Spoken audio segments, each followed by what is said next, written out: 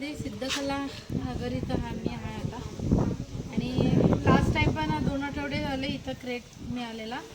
त्याच्यानंतर आता इथं साप आला आहे आणि तो नाग पण आहे. नागाचं छोटंसं पिल्लू आहे. पावसाळ्यात असे छोटे छोटे साप बाहेर येतात. ओके चला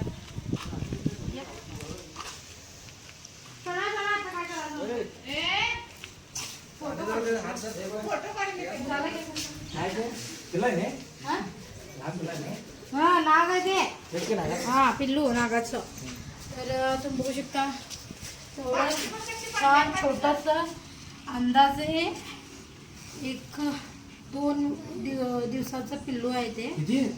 पावसाळ्यात असे छोटे छोटे सापच बाहेर पडतात कारण अंड्यातून अंडी उबली जातात आणि त्यातून ती अशी छोटी छोटी पिल्लं सापाची बाहेर येतात. तर ठीक आहे आता रेस्क्यू करूया. कसं काय दिसलं ते कसं काय दिसलं तुम्हाला?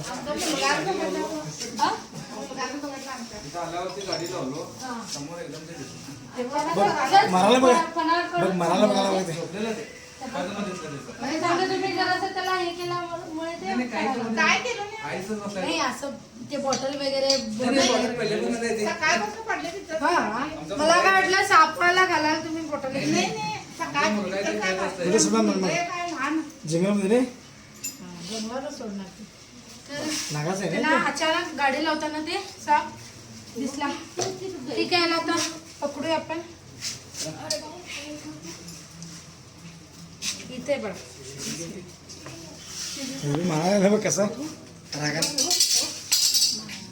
बघ बघ बघ कसं मारलाय.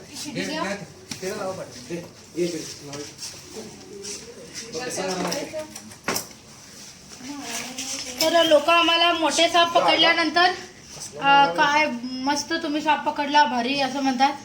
खरं हे सगळ्यात जास्त डेंजर म्हणजे हे छोटे साप.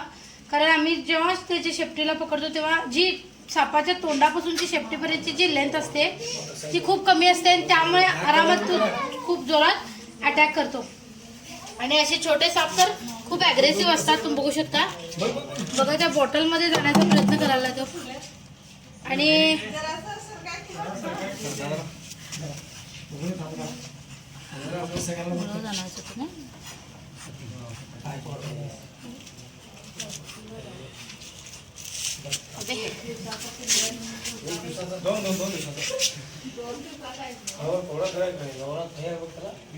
त्याला हात न लावता रिस्की आहे खूप. हां विष असणार की हात न लावता त्याला पॅक करूया. बघू शकता आरामात ते आता पिशवीमध्ये जायलंय.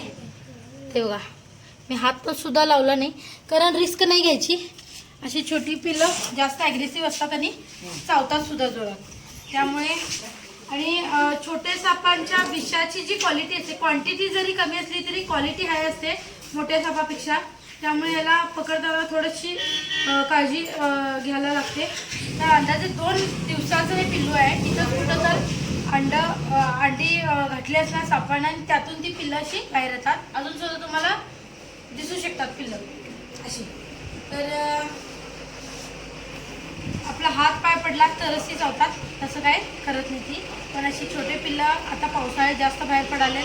बाकीचे सापसुद्धा पावसाळ्यात जास्त बाहेर पडाले. त्यामुळे खूप सावधानी तुम्ही बाळगायला पाहिजे. व्हिडिओ आवडला जरूर लाईक करा, शेअर करा, कमेंट करा. धन्यवाद.